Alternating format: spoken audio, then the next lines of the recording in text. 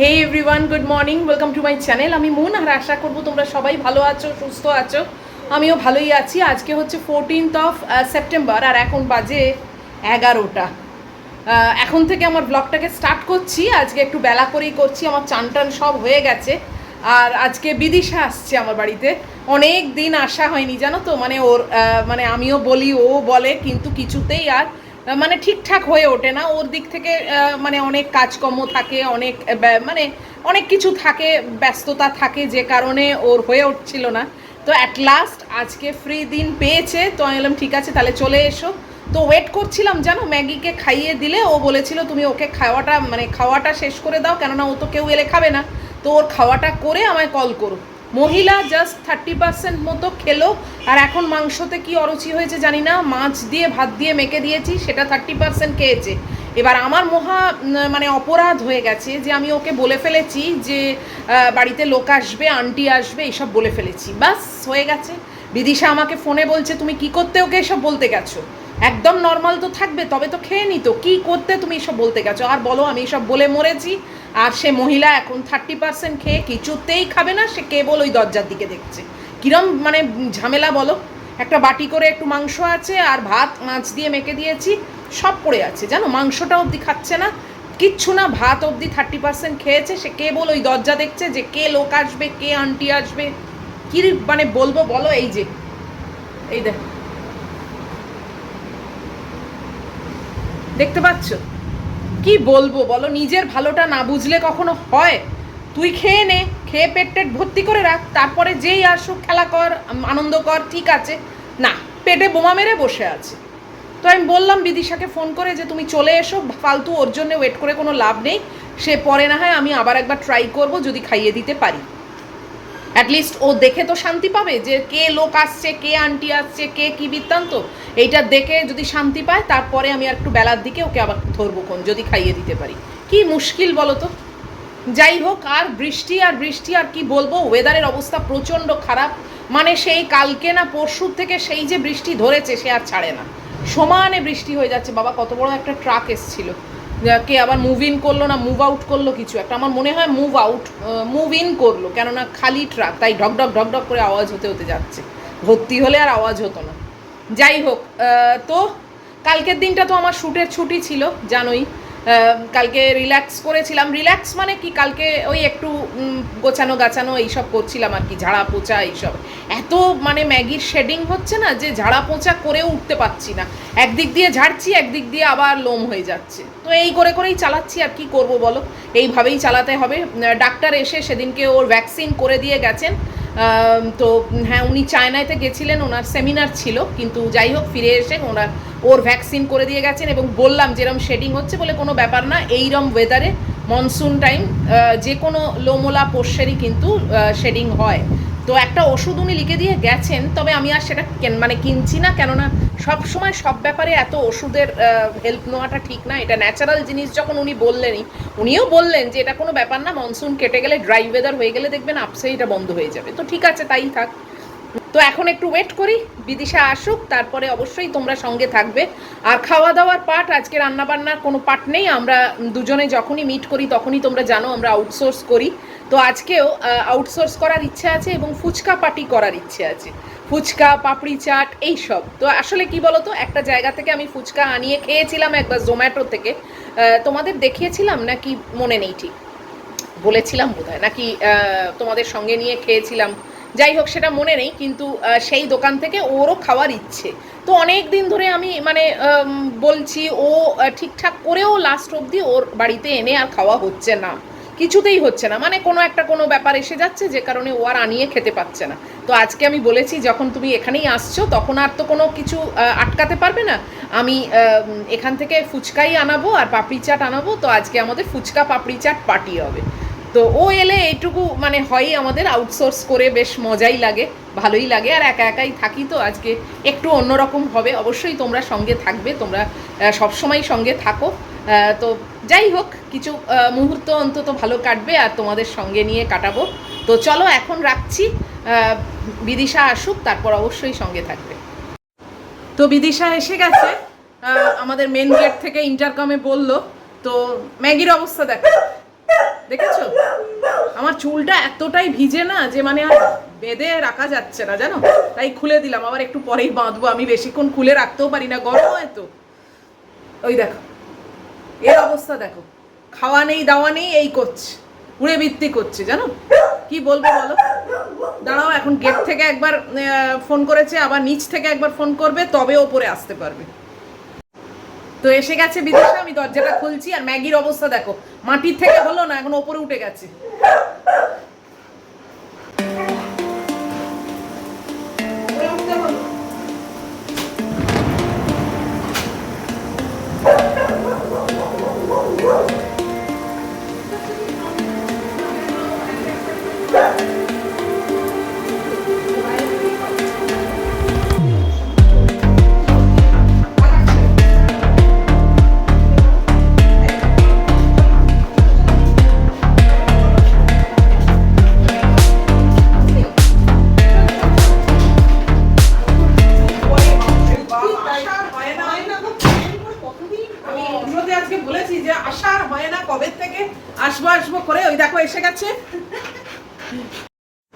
এই যে এসেই আগে হিরোইনকে আদর করতে মানে আরম্ভ করে দিয়েছে। ও তো ম্যাগুকে হিরোইন বলে, এটা ওর স্পেশাল নাম। তো সেই ওকে এখন চটকাচটকি করবার জন্য মাটিতে বসে পড়েছে, দেখেছো? ও এলেই মাটিতে বসে পড়ে, সব সময় মাটিতে বসতেই ও বেশি পছন্দ করে। বিদিশা এলেই না সব সময় ওর স্থান হচ্ছে মাটিতে, জানো তো। ও মানে দিওয়ান সোফা কোথাও বসবে না, ও সব সময় এসে মাটিতে বসে পড়ে। যে কারণে মানে মাটি আমার সব সময় পরিষ্কার পরিচ্ছন্ন রাখতে হয় ওর জন্য অন্তত। এমনিও থাকে কিন্তু এত শেডিং হচ্ছে তো। যাই হোক, ম্যাগি এখন তো মানে পাগল হয়ে গেছে, চিনতে তো পেরেইছে।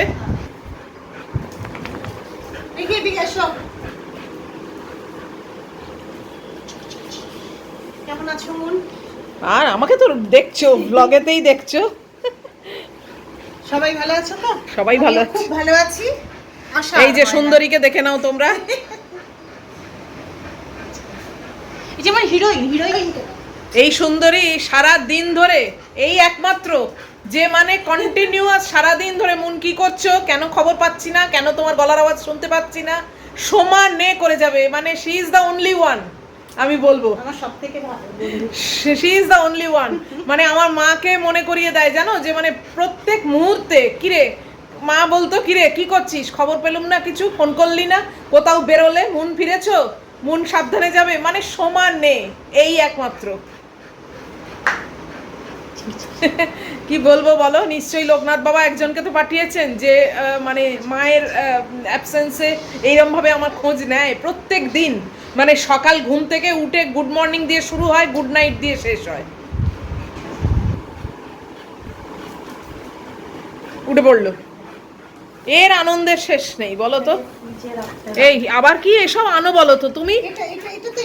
হ্যাঁ, এইসব গুড মর্নিং গুড নাইট এইসব তো ঠিক আছে, এইগুলো আবার কি জোগাড় করো না। এমনি মানে কি বলো, সবই ওর এমনি, এটা এমনি ওটা অমনি।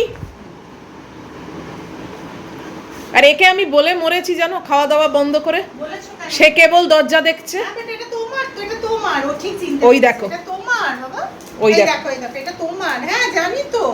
এ বাবা, এ বাবা, উলি বউলি, দেখো কাণ্ড।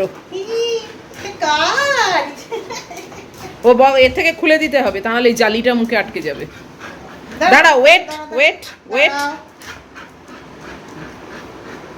দেখো নতুন টয় হয়ে গেল। এই আন্টি এলেই এই সব ব্যাপার হয়।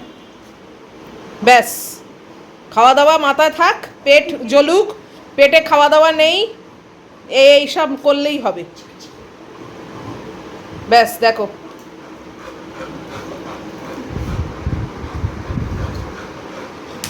হয়ে গেল। আর এই যদি সোফায় ঢুকে যায়, সোফার তলায়, মাম্মাম বের করে দেবে। ওই আন্টিকে আমি ডাকবো, এসে এসে বার করে দিয়ে যাবে। না না, মাম্মাম বের করে দেবে, ঠিক তাই না বাবু? হ্যাঁ হ্যাঁ, ওই আন্টি আসবে, এসে বার করে। বাস বাস, ঢুকে গেছে। কি হলো এবার আমি প্রত্যেককে বার করি বাবু। আর নিচে যা অবস্থা, কোথায় ভালো অবস্থা, একদম পরিষ্কার। বলো, বলতে বলতে ঢুকে গেছে ভেতরে। আমি বলেছি এইসব বল না, আমি একদম ওকে দিই না, যে ওই ঢুকে গেলে কে, আমি যতবার ঢুকবে আমি ওকে ফোন করবো, এ বিদিশা এসো। তোমার এক্সট্রা একটা এক্সারসাইজ হয়ে যাবে। আমার দরকার নেই, একটা এক্সট্রা এক্সারসাইজ আম্মা বের করে দেবে। ব্যাস হয়ে গেল, বসে পড়লো। কিছু কিছু তুই বসে খাই আর আমি তোকে একটু আদর করি। হ্যাঁ, তুই ওটাকে নিয়ে খাই, আমি তোকে একটু চটকাই। অজরিন গো চটকাতে পারছি গো। কেমন আছিস বাবু? তুই খাওয়া দাওয়া ঠিক করে করছো না। হ্যাঁ, কেন করছো না? কেন? তোমার আজকে কি হলো? তুমি আজকে কেন খেলে না কেন? সে কেবল দরজা দেখছে জানো। হ্যাঁ? কেন খেলে না? হ্যাঁ, এটা তো ঠিক নয়। একটু পরে তো খিদু খিদু পাবে। হ্যাঁ, মাম্মামকে বলেছিলাম না বলতে, মাম্মাম বলে দিয়েছে। মাম্মাম বলে দিয়েছে।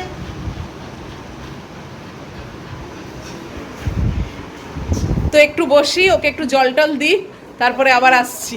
তোমরা তো আছোই সঙ্গে, সঙ্গে থাকবেও। কতদিন পর দেখলাম। ম্যাগু এখন বল নিয়ে ব্যাস হয়ে গেল। মাম্মাম পুজোর এই দেখো, এতক্ষণ গল্প করবার পর বিদিশা ব্যাগ থেকে আর একখানা কি জিনিস বার করলো, কিচ্ছু আর না, সেটা বার করতে উস্কানি দিল আমার এই যে ছোট মেয়ে। কেবল ওই ব্যাগের কাছে গিয়ে গিয়ে বলো, জানে তো, জানে তো।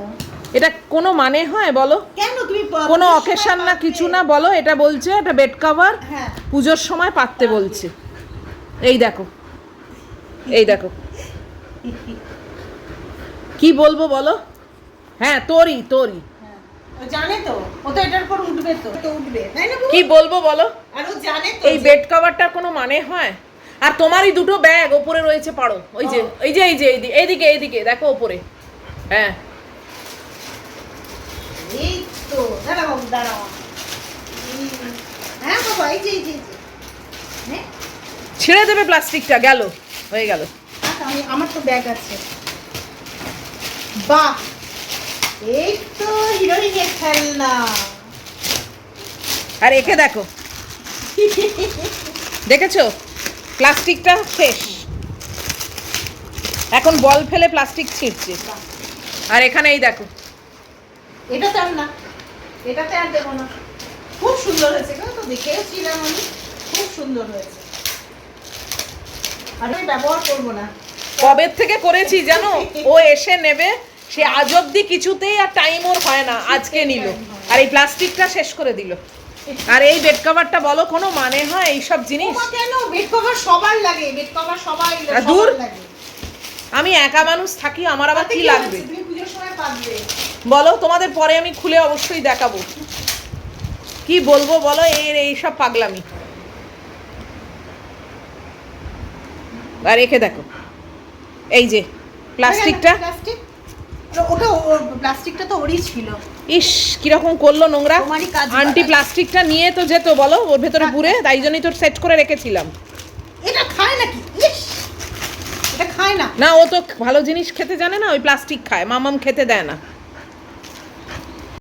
এখানে অবস্থা দেখো, দুজনে মিলে মানে মাটিতে শুয়ে পড়েছি, দেখেছো কি অবস্থা। আর আমার মহিলা তো সবসময় এইসবই চায়, ওকে যে যত আদর করবে, যত চটকাবে, ও ব্যাস চোখ বন্ধ করে শুয়ে পড়বে। ম্যাগির আর বিদিশার অবস্থা দেখেছো? ম্যাগিকে এই অবস্থায় মাংসটা পুরো খাইয়ে দিয়েছি গল্প করতে করতে, আর এখন এই যে দুজনে মিলে মাটিতে শুয়ে আছে, যেন মনে হয় আমার বাড়িতে সত্যি কোনো বসবার জায়গা নেই। ও এলে ওর বসার স্থান হচ্ছে মাটি, কিছুতেই সোফা দিওয়ান কোথাও বসবে না জানো। কি বলবো বলো, এসেই আগেই বসে পড়বে মাটিতে। এখন দুজনে মিলে, দুজনেই তো মাটি পাবলিক না, ম্যাগিও তাই, এও মহিলাও তাই, আমার দুই মহিলাই মানে মাটি পাবলিক, দুজনে মাটিতে গড়াগড়ি খাচ্ছে, বলো কি অবস্থা। আর ওদিকে আমি ফুচকা অর্ডার দিয়েছি, ফুচকা আর পাপড়ি চাট আসুক, তারপরে তোমাদের সঙ্গে নিশ্চয়ই শেয়ার করব। ভীষণ ভালো জায়গা, ওই জায়গা থেকে আমি আগেও খেয়েছি, বললামই তো তোমাদের, ওর কোনোদিন খাওয়া হয়নি বলে আজকে আমি না ওটাই আনাই আজকে। খুব টেস্টি করে জানো তো, আর অনেক রকমের ভ্যারাইটিস ফুচকা আছে। আমি বললাম দই ফুচকা টুচকা অন্য কিছু খাবে কিনা, সে রাজি না, ওই মানে পানিপুরি যেটা মানে পানি দিয়ে ওই টক জল দিয়ে যে ফুচকাটা, সেটাই আমরা খাবো। তো সেটাই কিন্তু ভ্যারাইটিস অফ ফুচকা করে, তো খুব ভালো টেস্টি করে। আগেও আমি খেয়েছি, তো ওর মানে এসছে বলে আমারও খাওয়া হয়ে যাচ্ছে এই ফাঁকে। একা একা খেতে কি আর ভালো লাগে বলো। হ্যাঁ, দুজনের অবস্থা দেখো আরেকবার, এই দেখো দুজনের কি অবস্থা দেখো। ও তো একেবারে ম্যাগি তো পুরো মানে গদগদ হয়ে গেছে, আন্টি ওকে এত চটকাচ্ছে পাশবালিশের মতো, ও একেবারে গদগদ। আর আমার ছোট মেয়ে তো এসবই চায়, বলো, ও এইসবই চায়। ওকে নিয়ে এইসব করো, ও নিশ্চিন্তে ও বেশ একবার চোখ বন্ধ করে আরাম করে শুয়ে আছে। এটাই তো সকালবেলা বলে মরেছি, তাই জন্যই তো খেলো না। যাই হোক, তবু মাংসর পোর্শনটা পুরো খাইয়ে দিয়েছি, একটু নিশ্চিন্ত। এই ভাত তো 30% খেয়েছিল, তো এরকম মতো ভাত পড়ে আছে, সেটা মনে হয় না আজকে আর পেটে ঢোকাতে পারবো। দেখা যাক, সঙ্গে থাকো, খাবারটা আসুক, তারপর আবার তোমাদেরকে নিচ্ছি সঙ্গে। এখন বাজে 2:05, জানো। এতক্ষণে আমরা গল্প করতে করতে এতই মশগুল হয়ে পড়েছিলাম যে এখন টনক নড়লো যে কই খাবারটা তো এলো না। খাবার তো 12:30টায় অর্ডার দিয়েছি, এখন 2:05। তখন জোম্যাটো খুলে দেখছি তারা আমার অর্ডারটা ক্যান্সেল করে দিয়েছে। ফুচকা পাপড়ি চাটের যে অর্ডার ছিল সেটা ক্যান্সেল করে দিয়েছে। আমি জানিই না, কেননা আমি তো অর্ডার দিয়ে ফোন রেখে আমরা দুজনে মিলে গল্পে মশগুল হয়ে আছি। কি অবস্থা বলো। শেষে আবার অন্য একটা জায়গায় সেম মেনু অর্ডার দিলাম, সেটা বলছে এখন 31 মিনিটস মতো আছে, সেটা আসছে। এখন 2টো বাজে, মানে 2:30টার আগে আমি ওকে খেতে দিতেও পারবো না, নিজেও খেতে পারবো না, এরকম অবস্থা। কি বলবো বলো। সাইলেন্টলি ওরা অর্ডারটা ক্যান্সেল করে দিয়েছে, আমি সেটা জানিই না, কারণ আমি তো দেখিনি। এটা আমি একা থাকলে হয়তো বারবার দেখতাম যে আসছে কি না, তখন ঠিক বুঝতে পারতাম। আর এটা তো আমি দিয়ে টিয়ে নিশ্চিন্তে রেখে দিয়েছি, ঠিক আছে আসবে, কেননা ওটা 46 মিনিট মতো টাইম ছিল। হ্যাঁ ঠিক আছে আসবে। হঠাৎ ঘড়ির দিকে তাকিয়ে দেখছি 2:05 এখনো খাবার এলো না। তোমার কি বক্তি বলো, এখানে এলেই খাওয়ার জোটে না। খুব এনজয় করছি, খাবার কথা মনেই নেই, খিদেও তো পাইনি, খিদে পেলে না বুঝতাম। আর একে দেখো, এ পটেশ্বরী হয়ে টেবিলের ওপর বসে, এই ডিভানের ওপর বসে এইসব করছে। তবু একটাই কি, যে মাংসর পোর্শনটা পুরো খাইয়ে দিতে পেরেছি, আর ভাত এরকম মতো পড়ে আছে, আর সে উনি খাবেন বলে আমার মনে হয় না, খাবে না এত এতে, আর খাবে না। আর বাইরের ওয়েদার এখনো অবধি সেই খারাপ, বিদিশা বলছে আরও নাকি 2 দিন থাকবে। 2 দিন কি কদিন সেটা দেখা যাক। থাকো তোমরা, আর কি। এখন 2টো বাজে, আসুক খাওয়াটা। বেচারা জল খেয়ে খেয়ে এখন পেট ভরাচ্ছে, জানো। আসুক খাবারটা, আর কি বলবো বলো। 2:40 অ্যাট লাস্ট খাবার দাবার এলো, এই যে প্যাকেট।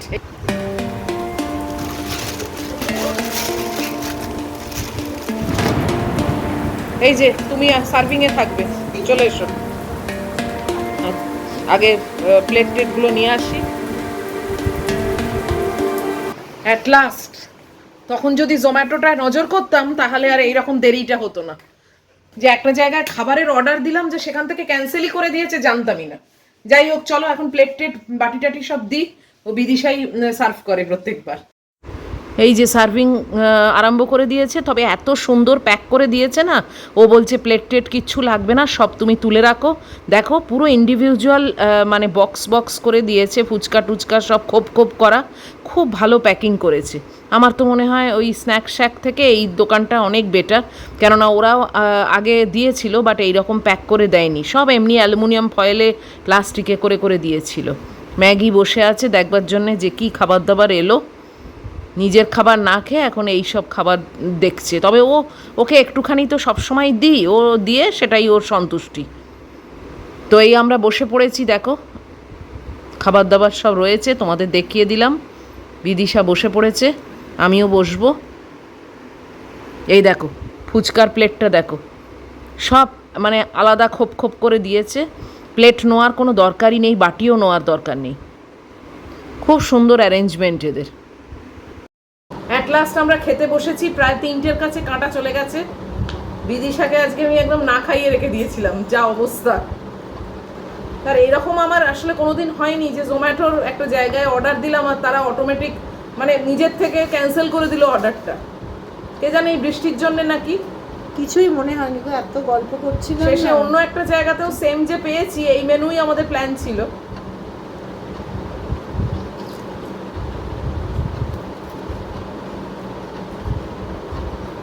দারুণ করেছে, দারুণ, কতদিন পর খেলাম। এটা হচ্ছে ওয়া ফুচকা থেকে আনা, যদিও ফুচকাগুলো একটু সাইজে ছোট, কিন্তু খেতে অসাধারণ।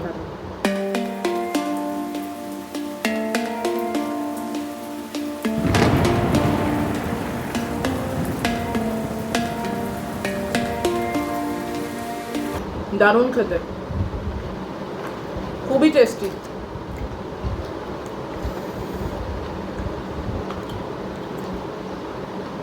আর এত সুন্দর ভাবে গুছিয়ে দিয়েছে না যে আমাদের প্লেটগুলো পুরো তুলে রাখতে হলো, কোনো প্লেটের দরকারই নেই। তো চলো আমরা খেয়ে নিই। ভালো লাগছে তো? খুব সুন্দর হয়েছে, দারুণ করেছে।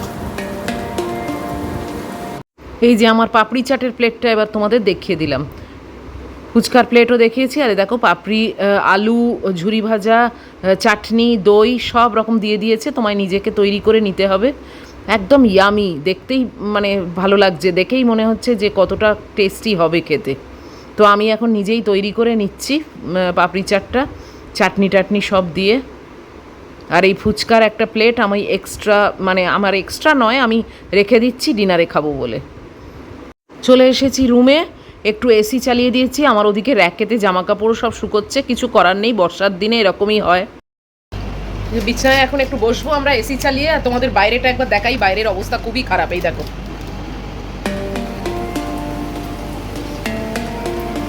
এই যে আমাদের এখানে তার লাগানো হয়ে গেছে ইলেকট্রিকের, তো লাইটিং হবে তার জন্য সব তার লাগানো হয়ে গেছে।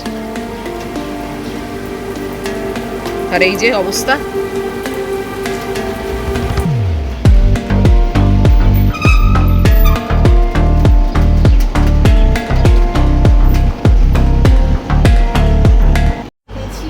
তো আমরা এখন একটুখানি রিল্যাক্স করছি। এই যে এসি চলছে, বাইরের অবস্থা খুব খারাপ, নিম্নচাপ। তার মধ্যে আমরা তিন লেডিস মিলে এখন একটু রিল্যাক্স করব। তারপরে আবার আইসক্রিম আছে এখনো বিদিশার জন্য।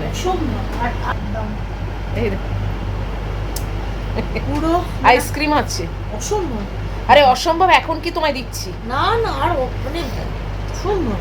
হ্যাঁ করলে এখন খাবার দেখা যাচ্ছে।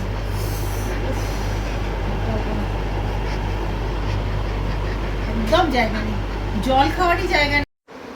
6:45 মতো বাজে। বিদিশা এখন রেডি হতে গেছে, তো এবার বাড়ি যাবে।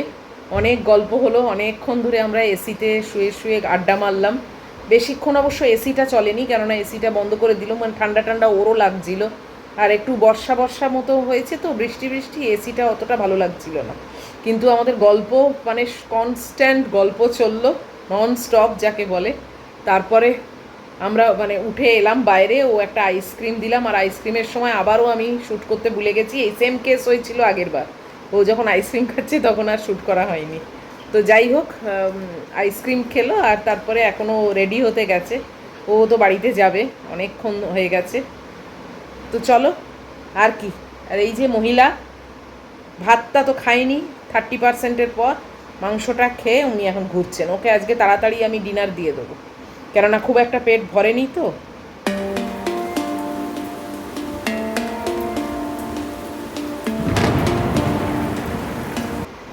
এখন বিদিশা ওইদিকে গেছে তো বাথরুমে ড্রেস চেঞ্জ করতে, তাই জন্য তীক্ষ্ণ দৃষ্টিতে এখন ওইদিকে তাকিয়ে আছে। তো চলো, ও রেডি হয়ে আসুক, তারপরে আসছি আবার। বিদিশা রেডি হয়ে গেছে, রেডি হয়ে গিয়ে আবার মাটিতে বসে ওকে এখন একটু আবার চটকাচটকি করছে। কিন্তু যেহেতু ও চলে যাবে, ও বুঝতে পেরেছে, তাই জন্য ওকে আর এখন বেশি পাত্তা দিচ্ছে না, কেননা বুঝতে তো পারছে আন্টি এবার চলে যাবে, তাই খুব একটা আর কি মনোপুত নয় সেটা। রেডি হয়ে গেছে বিদিশা, আর দেখতে দেখতে সময়ও কেটে গেছে, বেশ ভালো কাটলো। একা একা থাকি তো, সেখানে ও এসেছে, খুবই ভালো টাইম কাটলো, অনেক গল্প, আর ম্যাগিরও বেশ ভালো টাইম কাটলো। তো চলো বসে থাকি, ওর ড্রাইভার আসবে, ওই জন্য ওয়েট করছে। এই যে বিদিশা গাড়ি এসে গেছে, ও চলে যাচ্ছে এইবার। টাটা, সবাই ভালো থেকো, ভালো করে পুজো কাটাও। যদিও ভালোভাবে কাটবে না, যাই হোক হ্যাঁ, সেই পরিস্থিতি খুবই খারাপ বাইরে, একদমই নয়, ওই নিয়ম মেনেই সবকিছু হবে। খুব ভালো কাটলো, সবাই ভালো থেকো। আর এবার হিরোইনও ভালো থেকো। চলো চলো, ভালো লাগলো, আবার আসবে। Tata heroine, bye bye. এই তো নিখা ঘি, হিরোইন বলো না, এবার নিখা ঘি বলবে।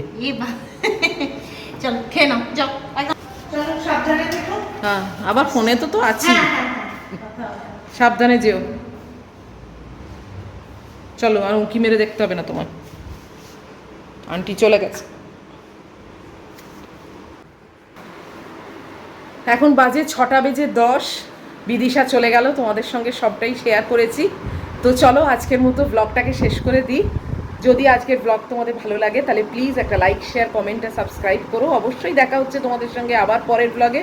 টিল দেন তোমরা খুব ভালো থাকবে, সাবধানে থাকবে। Love you all.